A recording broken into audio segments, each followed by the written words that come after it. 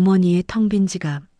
저는 오늘 제 어머니의 마지막 모습을 떠올릴 때마다 가슴 한켠이 시립니다. 정확히 15년 전 그 일이 터지기 전까지 우리 가족은 그저 평범했습니다. 하지만 지금 저는 여러분께 이 이야기를 시작하기 위해 가장 충격적인 문장을 골라야만 합니다. 우리 집 마당에 놓인 빨간 압류 딱지를 처음 본 날, 저는 어머니가 죽었으면 좋겠다고 생각했습니다. 제 이름은 김도연입니다. 저는 장남이고 평범한 회사원이었습니다. 아버지는 묵묵한 공무원, 어머니는 시장에서 작은 반찬 가게를 하셨습니다. 세자매와 저, 이렇게 6식구가 북적이며 살았죠. 저희 집안의 돈이라는 것이 지옥의 불씨가 될 줄은 꿈에도 몰랐습니다. 돌이켜보면 어머니의 변화는 아주 사소한 것에서 시작됐습니다. 평소 명품에는 관심도 없던 분이 어느 날부터인가 성공한 사장님들이 모이는 모임에 나간다고 하셨죠. 처음에는 그저 건강식품이나 좋은 강연을 듣고 오시는 줄 알았습니다. 아버지는 대수롭지 않게 당신도 이제 좀 즐기며 살아야지 하며 웃으셨습니다. 어머니의 반찬 가게 매출이 갑자기 3배로 뛰기 시작했습니다. 저희는 성공인 줄 알았죠. 하지만 그건 지옥으로 가는 고속도로였습니다. 그때부터였습니다. 어머니의 말투가 바뀌었습니다. 예전에는 오늘 반찬 많이 팔렸네 하시던 분이 도연아, 너는 왜 그렇게 작은 울타리 안에 갇혀 사니? 세상은 넓고 기회는 널려 있어. 라고 말씀하셨죠. 그 말투는 저희에게 성공을 설교하는 것 같았습니다. 어느 날 어머니가 집으로 커다란 박스들을 가져오셨습니다. 온갖 종류의 건강보조제와 미용기기였습니다. 저희는 엄마, 이거 다 뭐야? 라고 물었습니다. 어머니는 눈을 빛내며 이렇게 대답하셨습니다. 이게 다 미래란다. 내가 이 사업의 선점자가 될 거야. 너희는 이제 이 엄마 덕분에 평생 돈 걱정 없이 살게 될 거다. 속으로 생각했다. 선점자? 어머니의 눈빛은 무서우리만큼 확신에 차 있었다. 하지만 나는 그 낯선 확신에서 싸늘한 불안감을 느꼈다. 그때 제가 직감했어야 했습니다. 어머니의 반찬 가게 매출이 잠시 늘었던 것도 그 모임에 오가는 새로운 사장님, 고객들 덕분이었다는 것을. 하지만 그분들은 물건을 사가는 고객이 아니었습니다. 새로운 판매원이자 어머니가 끌어들여야 할 파트너였죠. 어머니는 점점 더 반찬 가게에 소홀해지셨습니다. 가게를 닫고 매일 아침 정장을 입고 외출하셨습니다. 그리고 그해 겨울, 아버지 몰래 작은 통장 하나가 비어 있다는 사실을 제가 먼저 알게 되었습니다. 1,000만 원.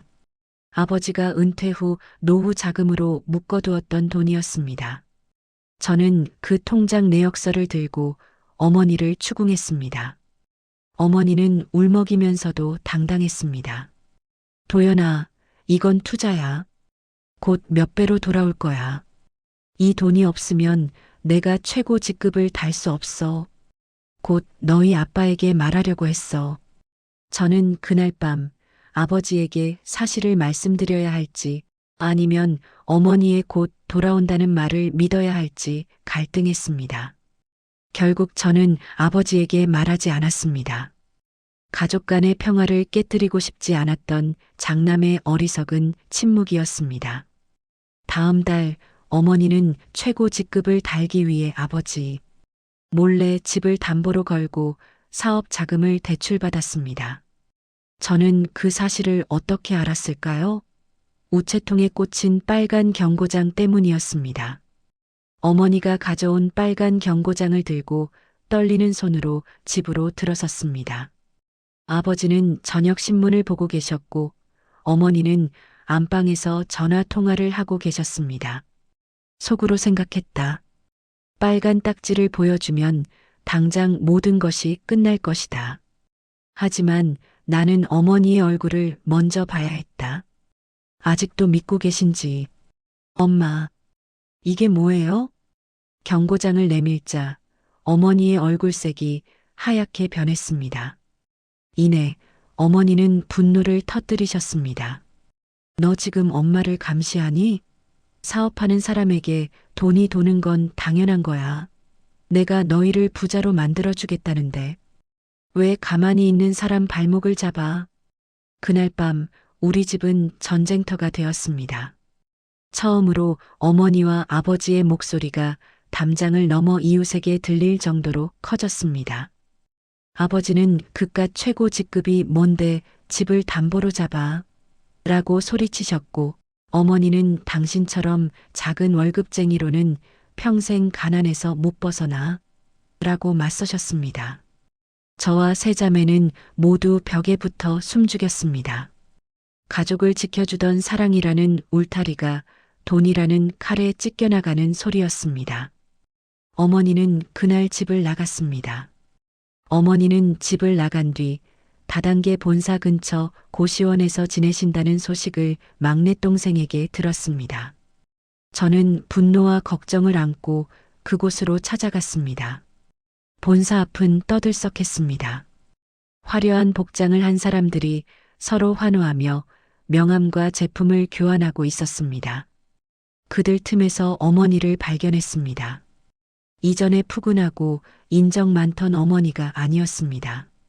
짙은 화장과 과장된 미소, 그리고 남을 속이는 법을 배우는 듯한 날카로운 눈빛.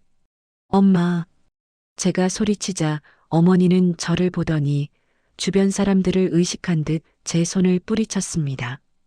도연아, 너 여기 오면 안 돼. 내가 지금 중요한 계약건이 있어. 나중에 얘기하자. 그 순간 제 안에 절망과 배신감이 폭발했습니다.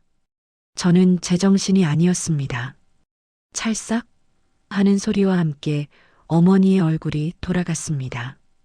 어머니는 놀라서 눈만 깜빡였습니다. 주변 사람들의 시선이 모두 저희에게 꽂혔습니다. 엄마, 정신 차려. 지금 집에 압류 딱지가 붙을 지경이야. 이게 그렇게 중요해? 속으로 생각했다. 나는 어머니를 때린 것이 아니었다. 어머니를 집어삼킨 저 다단계라는 괴물을 때린 것이었다. 하지만 어머니는 나를 경멸하는 눈빛으로 쳐다보셨다. 어머니는 저에게 단 한마디를 남기고 돌아섰습니다. 너는 평생 가난하게 살아라. 나는 너처럼 되지 않을 거다. 그 말은 저를 산산조각 냈습니다. 어머니가 집을 떠나고 집안에는 무거운 침묵만이 흘렀습니다. 아버지는 매일 저녁 술을 드셨습니다. 하지만 단 한 번도 어머니를 욕하거나 화를 내지 않으셨습니다. 그저 조용히 술을 드시고 새벽에 일어나 출근하셨습니다. 그 침묵이 저희를 더 힘들게 했습니다. 속으로 생각했다. 차라리 소리를 지르시지. 왜 아버지는 침묵하시는 걸까? 아버지의 침묵은 체념일까? 아니면 마지막 희망을 놓지 않는 헌신일까? 저는 곧장 제 여동생들과 누나에게 연락했습니다. 이미 다들 상황을 짐작하고 있었습니다. 우리가 할 수 있는 일은 당장 집을 지키는 것뿐이었습니다. 첫째 동생 오빠, 내가 모아둔 결혼 자금 2천만 원 있어. 일단 이걸로 이자라도 막자.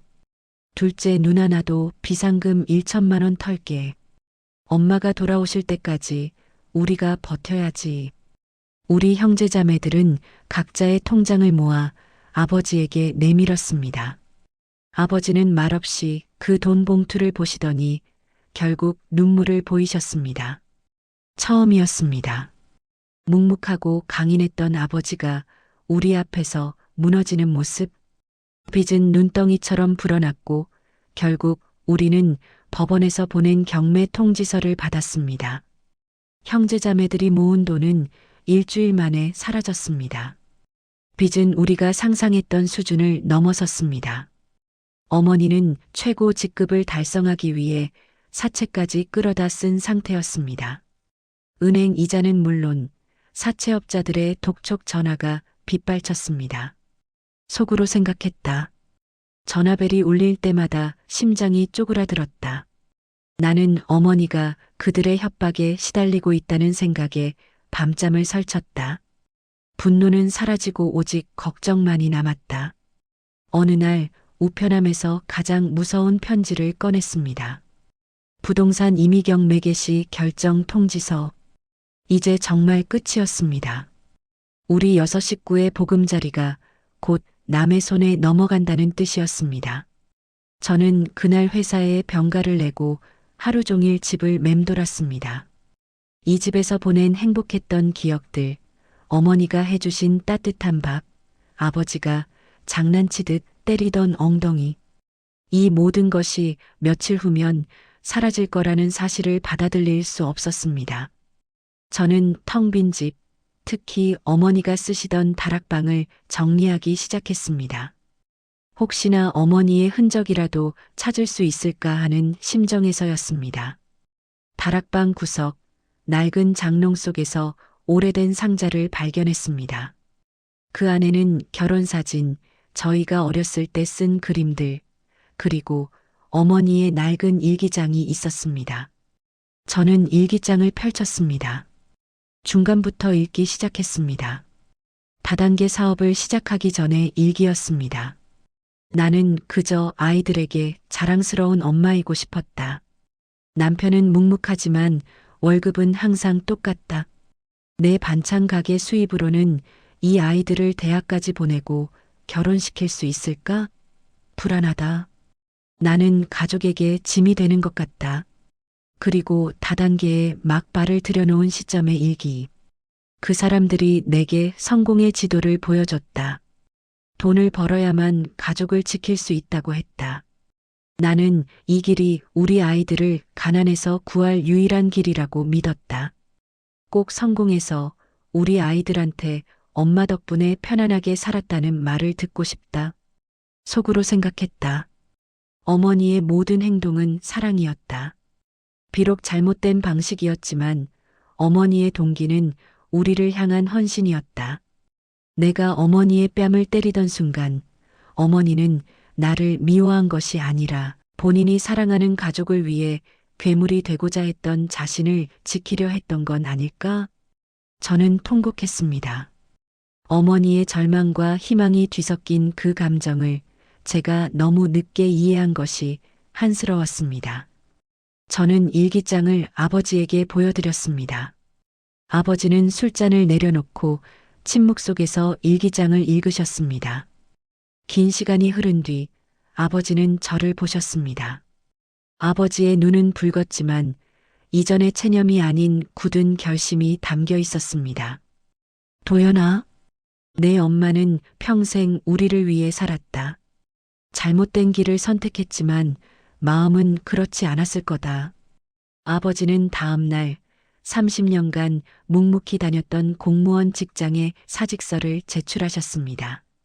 그리고 저희에게 말씀하셨습니다. 집은 이미 경매에 넘어갔다. 하지만 가족은 내 손으로 지킬 거다. 퇴직금을 모두 빚 갚는 데 쓰고 내가 할 수 있는 모든 일을 할 거다. 너희는 너희 인생을 살아라. 엄마는 내가 데려올 거다. 아버지는 본인의 마지막 보루였던 노후까지 포기하시며 집이 아닌 가족을 구하는 길을 선택하셨습니다. 그날 우리는 집을 잃었지만 진정한 가장의 무게를 깨달았습니다. 경매 당일 아버지는 법원 앞에서 어머니를 극적으로 만났습니다. 어머니는 아버지에게 용서받을 수 없다며 도망치려 했지만 아버지는 어머니를 안고 단 한마디를 하셨습니다. 당신 빚은 내가 갚을 테니 이제 나한테 빚을 져요. 그 말의 의미는 무엇이었을까요? 어머니는 자리에 멈춰서서 눈물을 쏟으셨습니다. 당신, 내가 당신 노후까지 망쳤는데 나 같은 걸 용서하지 마. 아버지는 어머니에게 다가가 말없이 어머니를 품에 안으셨습니다. 평생 옆에서 내 밥 해주고 나 외롭지 않게 해주고 애들 옆에서 건강하게 살아주는 빚. 그 빚으로 평생 갚아. 속으로 생각했다. 그것은 용서가 아니었다. 그것은 재계약이었다. 돈으로 잃은 관계를 돈이 아닌 사랑으로 다시 묶어내는 아버지의 방식이었다.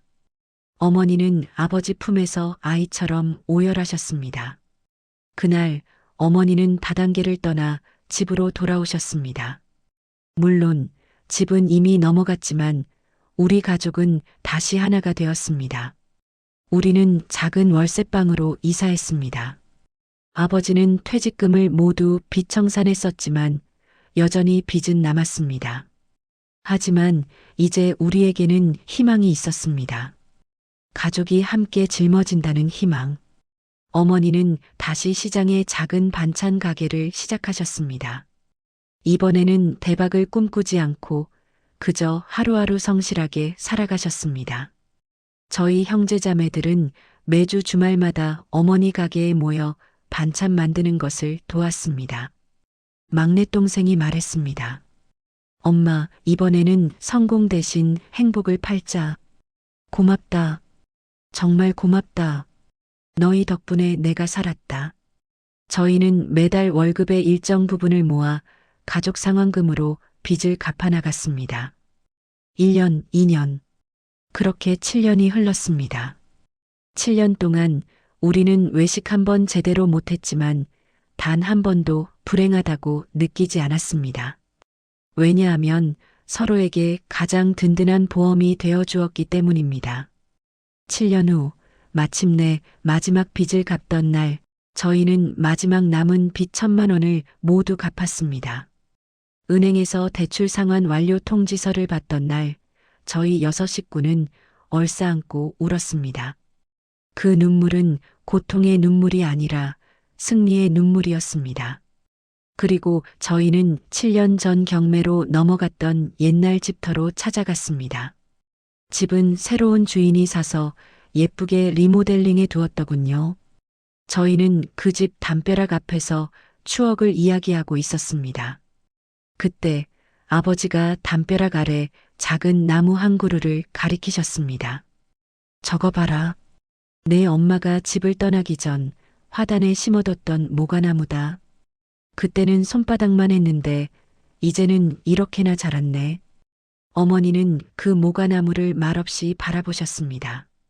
그 작은 나무는 폭풍우를 겪고도 굳건히 뿌리내린 우리 가족과 같았습니다.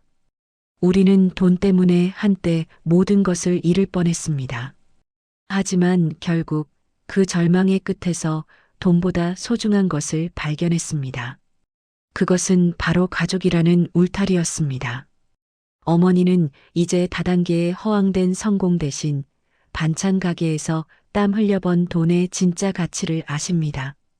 저희 가족의 통장 잔고는 예전처럼 넉넉하지 않지만 서로를 향한 마음은 그 어떤 부자보다 꽉 차 있습니다. 가족 여러분, 지금 혹시 당신의 울타리가 위태롭다면 텅 빈 지갑 대신 옆에 있는 가족의 따뜻한 손을 잡아보세요. 돈은 언제든 다시 벌 수 있지만 가족의 사랑은 오늘이 아니면 영원히 놓칠 수도 있습니다. 저희 가족처럼 절망 끝에서 희망의 나무를 키워낼 수 있습니다.